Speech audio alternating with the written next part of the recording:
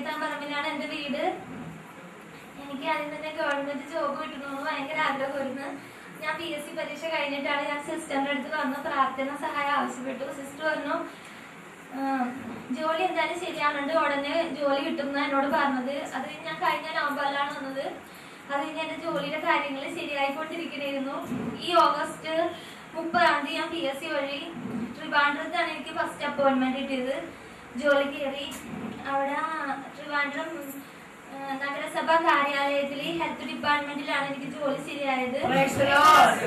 ഞാൻ സിസ്റ്ററിനോട് ഇവിടേക്ക് വിളിച്ച് പ്രാർത്ഥന സഹായം, എന്റെ വീട് ഇവിടെ കൊണ്ട് ട്രിവാൻഡ്രത്ത് എത്തിയപ്പോ ഞാൻ പറഞ്ഞു എനിക്ക് എന്തായാലും അടുത്ത് കിട്ടാനായിട്ട് ഞാനൊന്ന് പ്രാർത്ഥന സഹായം ചോദിച്ചിരുന്നു. പക്ഷെ ആർക്കും കിട്ടാത്ത പോലെ 10 ദിവസം കൊണ്ട് എനിക്ക് ട്രാൻസ്ഫർ ഇരിഞ്ഞാലക്കുടയ്ക്ക് കിട്ടി. ആരും തന്നെ എന്നെ ഹെൽപ്പ് ചെയ്യാനുണ്ടായിരുന്നില്ല. എന്നാലും എനിക്ക് ഇരിഞ്ഞാലക്കുടയ്ക്ക് ട്രാൻസ്ഫർ കിട്ടി. ഇപ്പൊ അവിടെ ഞാൻ ഹെൽത്ത് ഡിപ്പാർട്ട്മെന്റിൽ ലീഗൽ സെക്ഷൻ കൈകാര്യം ചെയ്യുകയാണ്.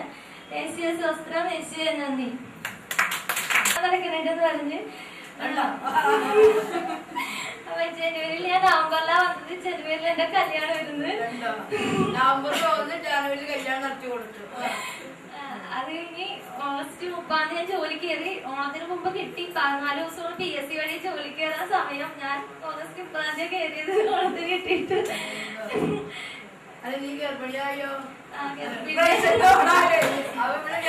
കണ്ടപ്പോഴാണ് ഞാൻ ചോദിക്കുന്നത് നീ ഇവിടെ വന്നിട്ട് എന്റെ കല്യാണം നടന്നത്. എനിക്കൊന്നും ഇവിടെ ഓർക്കുന്ന പോലില്ല ഞാൻ. കാരണം കത്താൻ വെളിപ്പെടുത്തിയല്ലോ. അവിടുത്തെ സന്തോഷിക്കാറുണ്ട്. ഒരു ജോലി ഇല്ലാതെ വിഷമിച്ച് അവൾ വന്നു. ജോലിയായി, കല്യാണമായി, കൊച്ചിന്റെ അമ്മയായി, എല്ലാം അവളുടെ ജീവിതത്തിൽ കത്താൻ കൊടുത്തു.